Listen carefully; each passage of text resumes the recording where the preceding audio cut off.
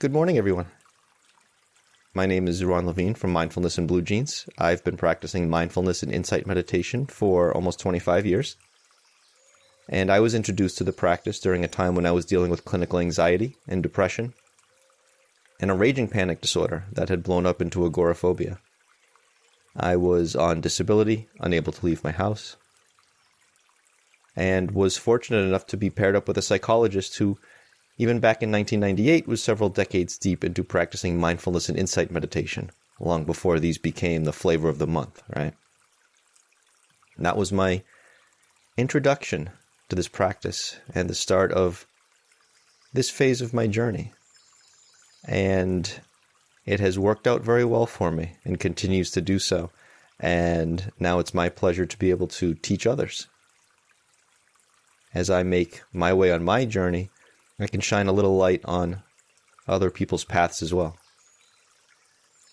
And so I offer this weekly series called Calming Anxiety by Living Mindfully, with the clever acronym CALM, as a way of helping others deal with anxiety, fear, panic, using some of the tools and techniques that I've been shown, ones I've come up with for myself.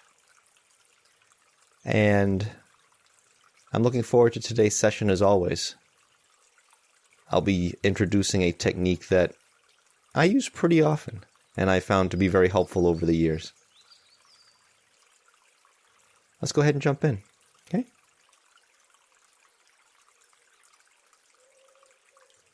I always like to begin my sitting by imagining I am suspended from the ceiling by a piece of string attached to the top of my head,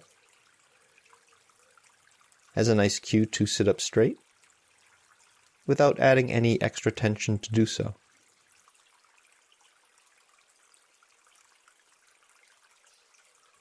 If we're experiencing some tension right now, that is fine.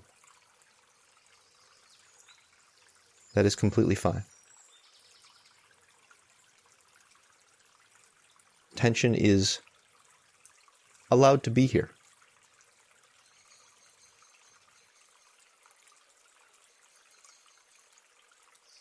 Very often we try to meet tension with more tension as we try to force the original tension to not be here.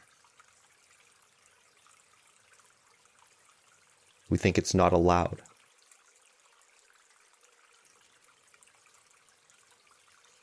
And then for some reason we think that by bringing more tension to it in an attempt to get rid of it will somehow help the situation. And I've never found that to be the case.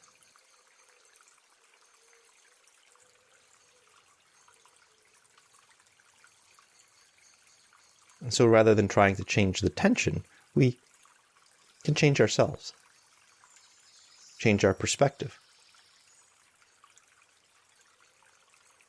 change what we allow to be here.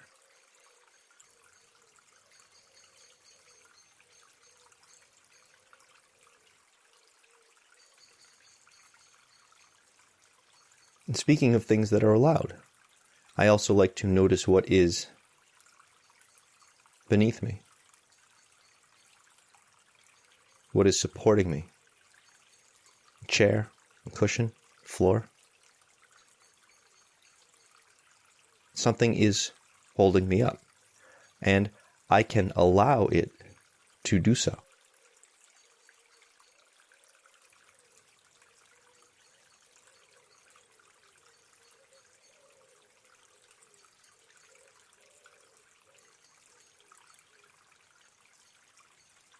Let's take a moment to notice the support beneath us that we can allow. Notice the suspension from the ceiling above us that we can allow.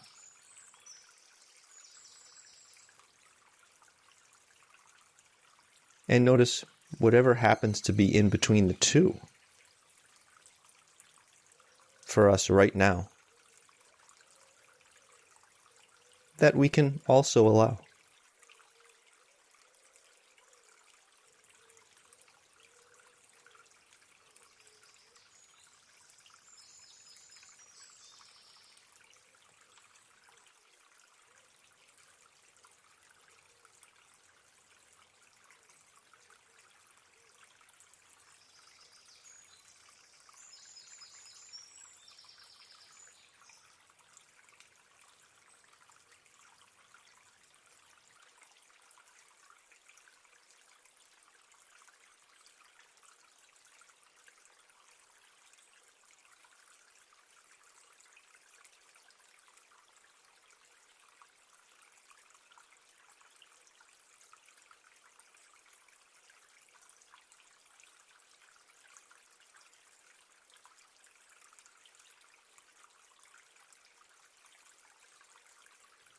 And if you haven't already, you may begin to bring your attention to your breathing.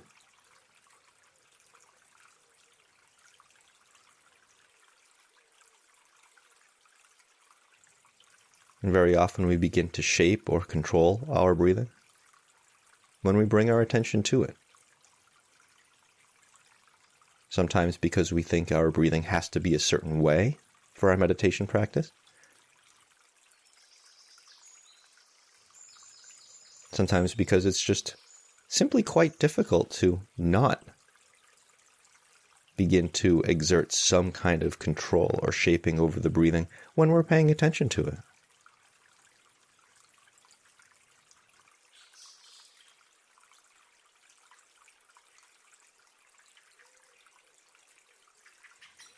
But like being supported by what's beneath us, like the presence of tension, breathing is allowed to be as it is.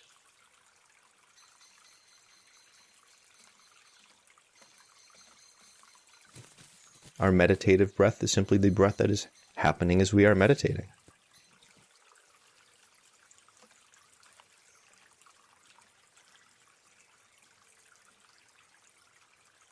If we notice that there is controlling or shaping of the breathing,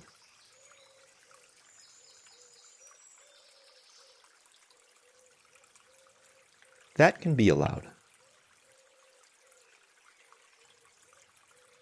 We don't need to try to control the controlling to get rid of it, any more than we need to bring tension to tension to get rid of that. Doesn't make sense when you put it that way, right?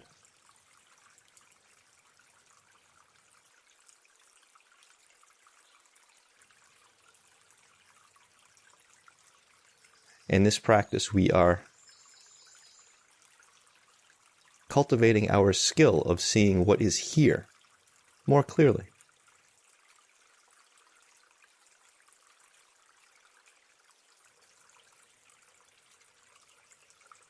So we can just do that. Oh, perhaps tension is here. Perhaps support is here. Breathing is here. Perhaps some control of the breathing is here.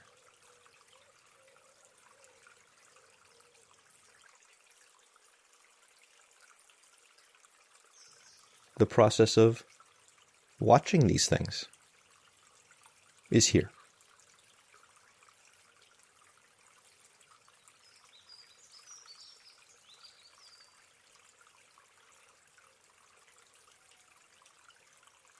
They're all allowed.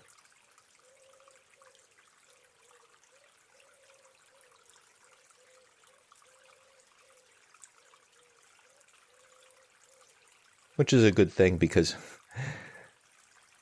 usually they'll be here anyway, right? Whether we allow it or not. So the problem isn't generally that they're here. The problem is generally that we think it's not okay that they're here. Again, we're not changing the things, we're changing ourselves.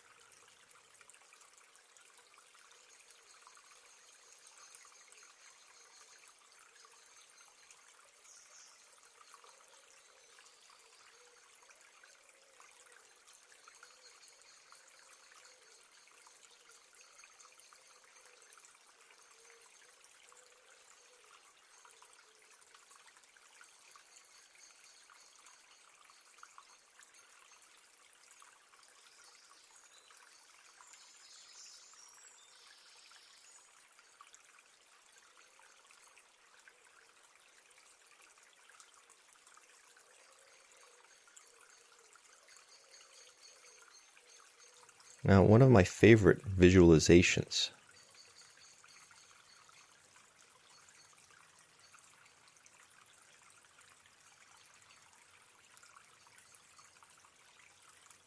for this concept of changing ourselves rather than these other things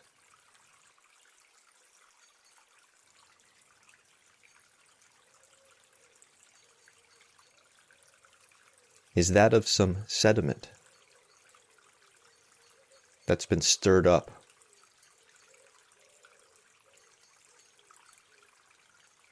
in a bowl of water.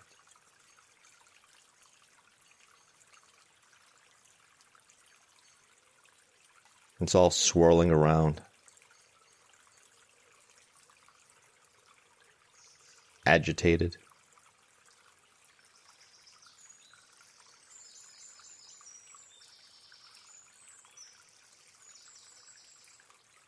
And someone says to us, okay, your job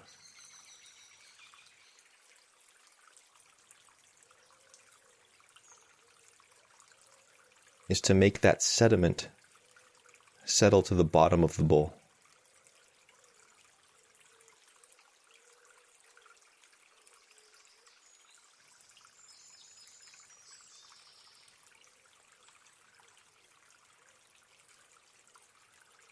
And if we approach this like a scientist,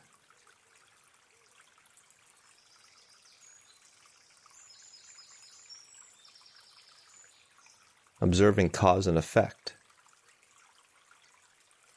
we'll probably notice pretty quickly that we can't stick our hands in there and try to force the sediment to the bottom, because that just stirs the whole thing up more.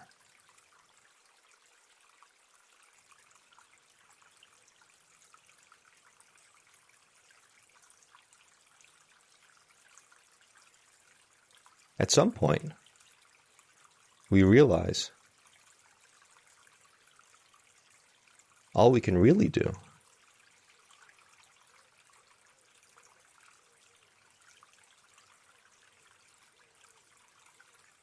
is observe.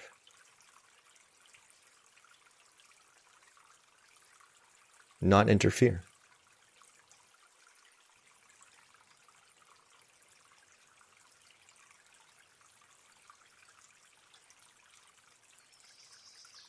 And the sediment will settle on its own.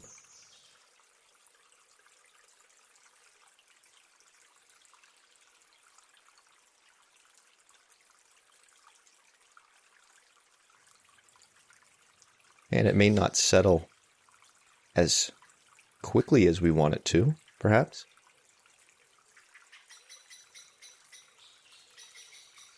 But it's not going to happen faster any other way.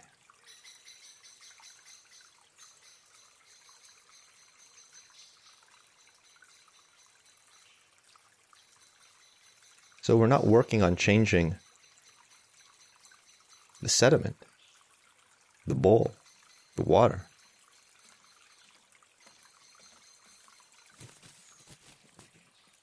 We're working on changing ourselves, how we relate to the sediment, the bowl, the water, how we relate to ourselves.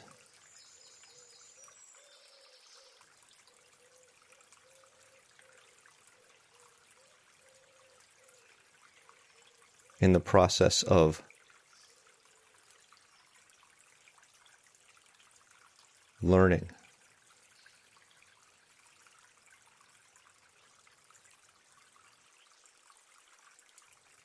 to let these processes process,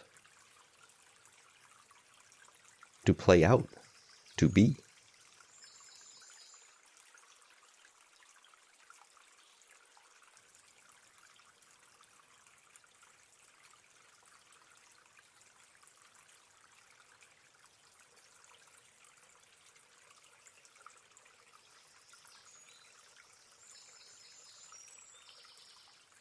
So what's our stirred up sediment right now? Perhaps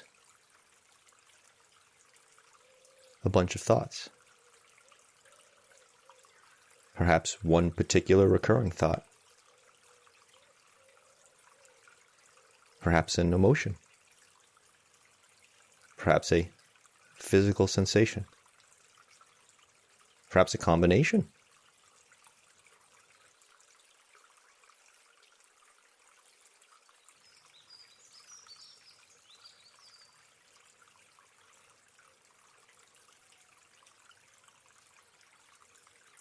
And how are we relating to these things? Are we bringing tension to tension? Are we bringing control to control?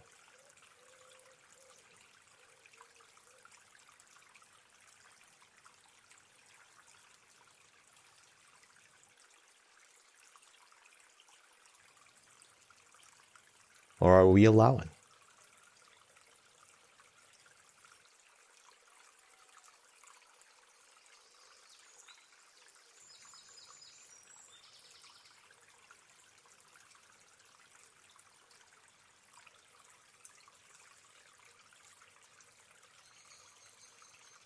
Can we allow the breathing to be as it is and be with that?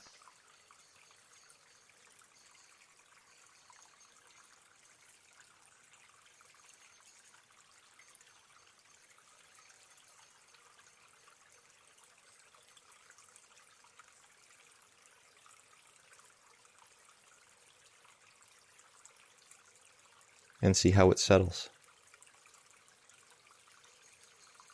However that may be.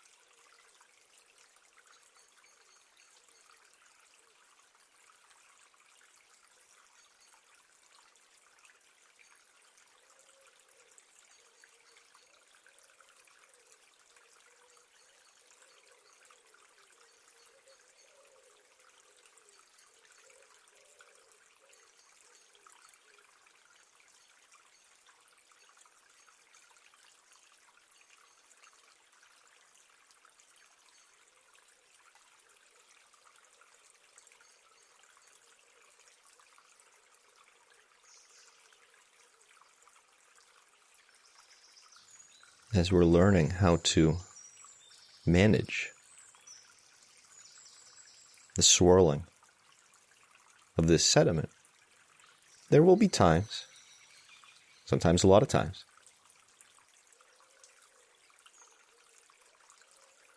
when we'll start to get carried away by its momentum.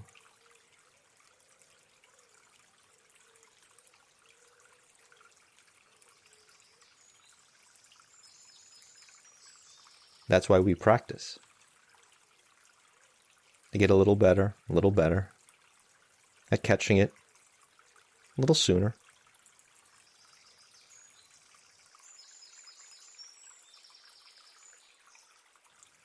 But even if we feel like we are caught up in the sediment, we've gotten carried away,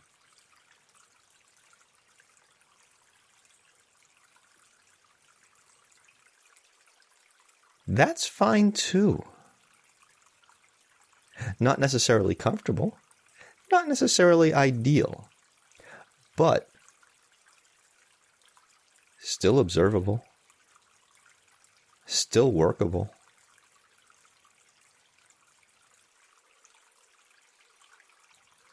We can catch that feeling of having been caught up in it. And again, we don't have to struggle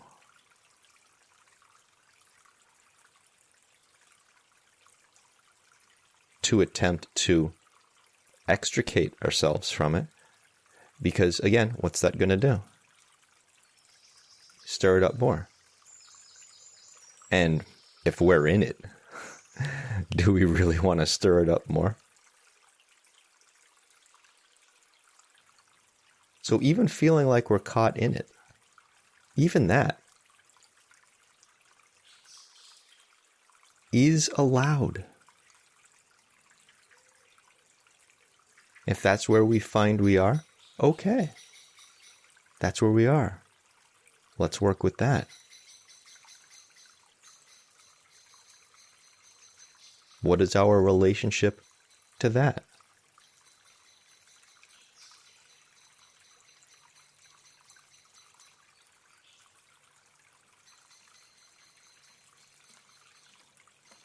And just see, okay, if I just watch.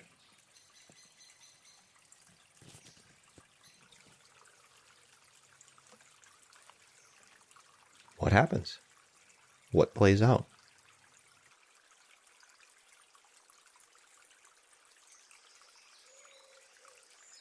Where does this go if it's allowed to go?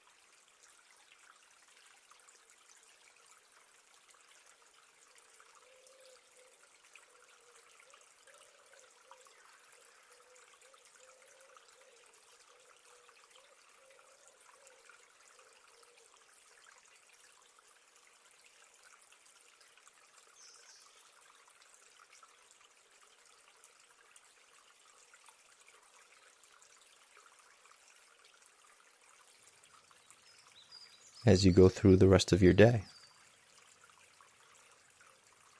you may notice your internal sediment.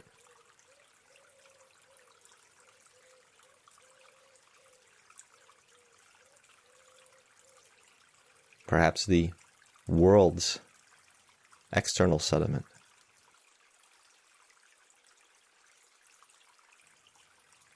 Perhaps how they affect each other.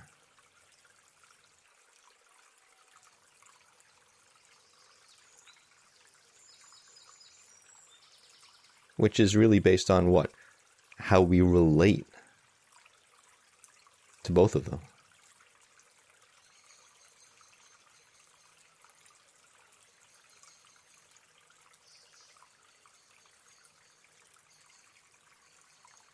And that really starts with how we relate to the breathing.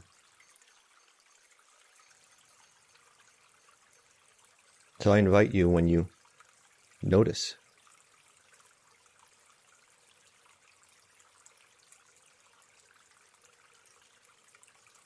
some kind of energy, turmoil, activity, the body, mind, emotions,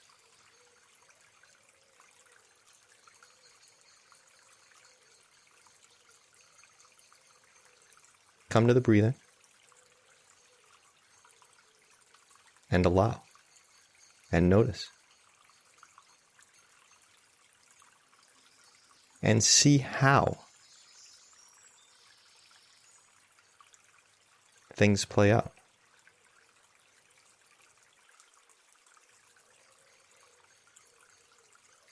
When we don't interfere.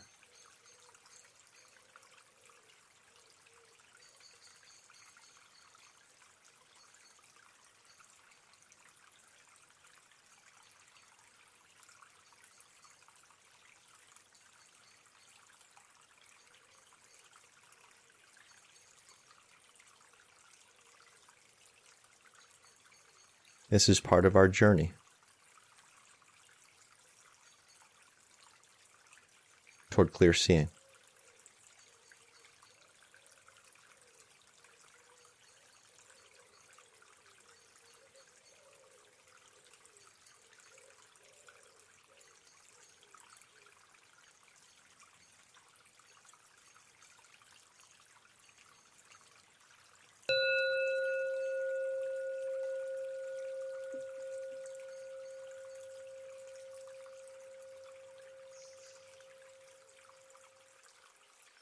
Thank you, everyone.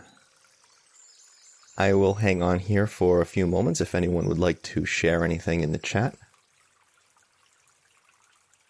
From Chris, not struggling and observing may keep things from escalating, but for me it still doesn't make for a happy life necessarily, just keeps things at bay. Yes, it's a great point. So what we went through today is not the entirety of the practice. We do, in some of the later stages, interfere, if you will. And I'm saying interfere because I was saying not interfering before, but interfere isn't really the right word here. But we work with some of these aspects more directly. However, what I have found is, this is why I teach this the way that I do teach this. What I have found is so many of my problems arose because I was interfering, if you will, or trying to control things without ever seeing what they were actually like. For my personal example with panic, the reason I ended up housebound with agoraphobia was because I was so unwilling to allow any kind of experience that could be associated with panic. So a quickened heart rate, breathing that was too quick, sweating. I mean, just pick any of these, I was so unwilling to allow any of those kinds of phenomena that, I'd be fighting with them even before they started. The irony there is that it was that fighting that was then actually causing them. So I was causing myself the exact difficulties that I was trying to avoid, even when they otherwise probably wouldn't have even happened. I needed to learn to take a step back and say, wait a minute, what are these things actually like? Because if I'm going to work with these things at all, I better see what the reality is rather than continuing to go to war with something that isn't actually trying to fight me. All right? So a huge part of my early practice was learning how to just watch what was actually playing out if I didn't interfere. So I could see what was actually here. And what I ended up finding out, among many other things, was a lot of the things that were here, while they weren't necessarily pleasant, and perhaps they were extremely uncomfortable sometimes, they weren't necessarily unsafe. Meaning, yeah, they can be here. They're allowed to be here. And what happens if I allow them to be here? Oh, well, geez, they settle a lot faster than when I'm using so much energy trying to get rid of them. Like I say, bringing tension to tension, bringing control to control. I was spending all of this energy trying to squash other energy. So I had this anxious energy, this panic energy, what have you. And here I was using what, might consider the non-panic energy, that part of the energy that I identified as being the real me, trying to use that to get rid of this other energy. And was it working? No, but it was exhausting the shit out of me in the process, which really didn't help, because one of the things that triggered my anxiety was feelings of exhaustion and fatigue. And what was I causing? Exhaustion and fatigue. So what happened when I worked on simply allowing the sensations to be? Oh, well, not pleasant, but at least I'm not draining myself trying to get rid of it. And by not doing that, it actually settled faster on its own. I didn't have to actually do anything. Now, that is not the entirety of the practice, as you noted. But it was a critical first step. And all by itself, it still helped. Even if you never went further than that, it's still better than what was happening before. But you're quite right. There is more to be done. This is not the entirety of the practice. But for me, was absolutely critical as an early step. And when I say early step, I don't mean I left it behind either. It's something I still work with all the time, because there's always that pull to try to interfere, shoot first, ask questions later. This is where our fear, our lizard brain, starts engaging. And that's not always skillful. We want to get the lay of the land first. What's really here? Not what I'm afraid is here, not what I'm afraid might be here. What's actually here? And then we can start to work with it more actively, but with that clear seeing that I was talking about, so that we can interfere, if you will, more skillfully. So your observation is quite right. It's quite right. And this is why I go through the method that I do. Thank you for pointing that out. Lisa, so how did you go from there to getting into meditation? So I mentioned in the intro, I'm not sure if you were here, but I was housebound with agoraphobia and happened to get paired up with a psychologist who was practicing mindfulness and insight meditation for several decades and had been teaching it for quite a long time. And when he offered it to me, I thought it was horseshit. Right? I was trapped at home. I couldn't work. I couldn't do anything. I couldn't go to the corner store. Okay.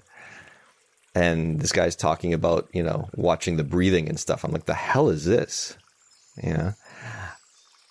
And my first ever sitting was with him. He took me through it, and I got nothing out of it. I was like, what the hell are we doing? I did my first solo sitting the following day.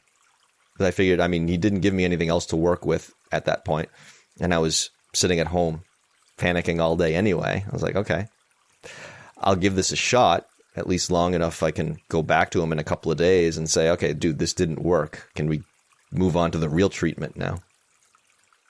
And it was during that first solo sitting. I still remember it. I sat for 17 minutes because I looked at the clock when I started, looked when I finished. It felt like 17 hours. And it was during that sitting that I noticed what I was talking about a few moments ago about this internal civil war that was happening between, my anxious energy and whatever other energy I had left that I was using to try to fight the anxious energy, and how that was exhausting me. And I saw that playing out. I felt it playing out. And it was in that moment that I had my first ever insight in this practice, which was if you fight yourself, you've already lost. Because that's what I was doing, was I was fighting myself and exhausting myself in the process. I was like, this can't end well. And at that point, I'd been engaging in it for 8 years, and it had rendered me housebound and on disability. So clearly this didn't end well. So that was my very first insight, was if you fight yourself, you've already lost. And again, that's where today's practice comes in, is, okay, is it the entirety of the practice to stop fighting yourself? No, there's a lot more to it. But you're going to need to start, in my experience, with not fighting yourself. Because, again, if you're fighting yourself, you've already lost. So it doesn't matter what the next step is. You're not going to get there. You're not going to get there. And if you try to force it, again, you're running into the exact pattern I was talking about, trying to force things and interfering in a way that's not skillful and so forth. I found all this out the hard way, and I know other people here have as well. So that's how it worked out for me. And that's why I teach the way that I teach. I can only teach from what I know, from what I've experienced. And that's how it's worked out for me. And that's why I'm here. And that's why I present this the way that I do. And I think that's why it resonates with a lot of people as well. I mean, I do a lot of reading and studying, Buddhist works and so forth, but that kind of stuff I make reference to. I don't generally sit and read a laundry list of, well, the Buddha taught this and the Buddha taught that. You can go online and read that. I'll make reference to those things, but just as they relate to my actual lived experience. Because I know that my actual lived experience in these areas, as I have found out from years of teaching and talking to people and so forth, is not unique. We all have different things that have brought about things like anxiety and panic and stress and so forth for us. But the experiences of anxiety and panic and stress, kind of similar for all of us. Not the same, but there's enough overlap that it's the experience, the lived experience, that resonates. Yeah, Chris, exactly. Yeah, it gets better when we observe and don't engage, because the way that we're engaging when we're doing it from a place of fear is generally not helpful, not skillful. And yeah, the safety bit is huge. As they say, everything that we do comes from a place of love or a place of fear. And when it's coming from a place of fear, it's about that safety. And that's why we need to take a step back, get the real lay of the land, rather than the lay of the land that our fear mind is telling us might be there. Well, is it really there? Let's find out, because usually it's not. And so then we start operating out of a worst case scenario when that's not in line with reality, and therefore not an appropriate course of action. And again, that's ultimately fighting ourselves. Yeah, and Lynn, dealing with recurring fatigue for a while. And yeah, fatigue's a tough one for me. Fatigue will trigger anxiety. And then if I start fighting with the anxiety, that causes more fatigue. I start fighting with the fatigue, right? That is one of those ones where the sediment technique comes in very handy. It doesn't mean that the fatigue's necessarily just going to go away right away. It doesn't mean the anxiety is going to go away right away. It doesn't mean that these things are suddenly going to go from being unpleasant to pleasant. It's that if we stop fighting them, then at least we're not draining more energy that could be spent elsewhere. One of the things that I talk about a lot is that line between pain and suffering. In this practice, we are working on alleviating our suffering. Pain we don't have a choice about. Suffering is what arises when we don't deal with pain skillfully. But we're going to experience pain. We're going to experience discomfort mentally, physically, emotionally. It's going to happen. Suffering is what arises when we don't deal with that skillfully. So In my case, I was feeling anxiety. That was uncomfortable. That was painful. How was I dealing with it? By fighting with it. And what was that doing? That was causing a lot of suffering. So what happened when I stopped fighting with it? Oh, well, it's still unpleasant. But at least now I'm not causing my own suffering. Extra exhaustion, extra fatigue on top of it. So if my options are to have something unpleasant with additional suffering or unpleasant without additional suffering, I'll take it without the additional suffering. Thank you. Right? That's what we're driving at here. And in the course of time, we start to see the unpleasantness and the pain and so forth themselves more clearly. And then our relationship even changes with those. And while they can still be unpleasant and painful, maybe they're not quite the crisis that they once were. Or perhaps I should say, they're not quite the crisis we once turned them into. Again, we're not changing the thing, we're changing ourselves, changing our relationship to the things. Yeah, Becky, Lisa, the older we get, the more fear we have. I noticed that too. Not necessarily more, but different. Speaking for myself, I don't want to speak for you. Speaking for myself. Fear itself, like all of these other things, is a process. So of course it changes. And it's a good thing it's a process that changes, because that means we can work with it.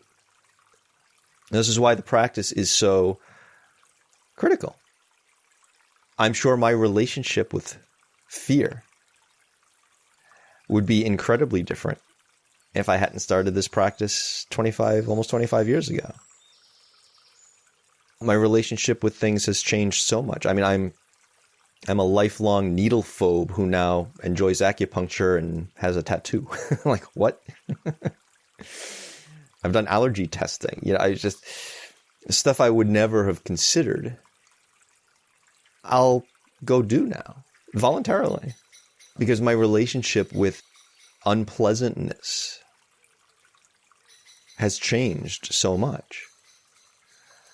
There is no pleasure without pain. They're two sides of the same coin, right? If you start getting into Zen at all, this is really the basis of Zen, is seeing how we run into and again, it comes back to the fighting yourself thing. We're trying to separate what's really two aspects of one thing. When we open to the thing as it is, even if that's not enough to bring us to freedom, and in some practices it is considered enough, but even if it's not, it may not be sufficient, but it's necessary.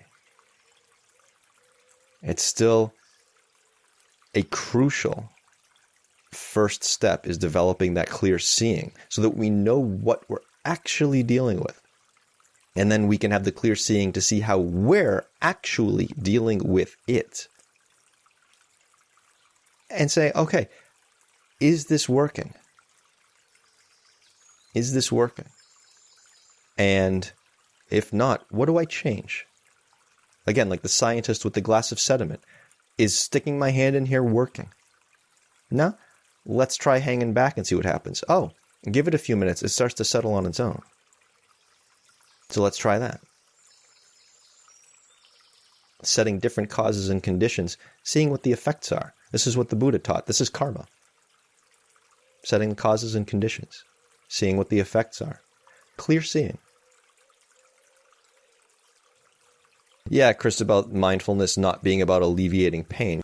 This is one of the things that I discuss a lot, that difference between pain and suffering. And that's some of the confusion that comes up a lot as people say, I thought you were going to tell me how to, I don't feel pain anymore. It's like, no, can't tell you that. If you figure that out, let me know. I can't tell you that. Pain is part of this life. This practice is learning how to skillfully manage this life, including the pain that's going to sometimes be part of it. And none of us are immune to that. Lisa, how do you avoid worrying about pandemic or environmental future catastrophes? That's a big topic. It's more than I could really get into here, I think. But for starters, we begin the same way we begin with any of these things, which is simply noticing our experience of how we are relating to it in that moment. Getting a clear seeing of, okay, what is this thought process? What is this felt process? Where does it go if I allow it to play out on its own? Even if that's just the first of many steps, it's a critical one. Just to see it play out for a while. Again, we like to shoot first, ask questions later. Something uncomfortable comes up and we want to get rid of it. Just like it's right here in your question. How do you avoid worrying? Well, that implies that we're fighting our worrying. Right? What happens if we don't fight worry? What is worry like? What's it here to say? What's the experience of it mentally, physically? It's usually, as soon as something like that comes up, we try to get rid of it. What if we don't try to get rid of it? I'm not saying pour gasoline on the fire. I'm not saying that. I'm not saying feed it necessarily. I'm saying, what if we just watch it? What is this thing I'm calling worry? Not in an attempt to deny it away or to intellectualize it. We're inquiring. What is this experience of worry? And bring our attention there for a couple of minutes and just see that. Because we don't usually do that, right? That's not usually what we do. So that's a different cause or condition usually to bring our attention to that. And we can see what the effect is. So that's a big question, but we can start there. I'm going to go ahead and wrap it up there. Thank you all so much for joining me today, folks. And I hope you all have a great rest of the day and week. Cheers. Take care.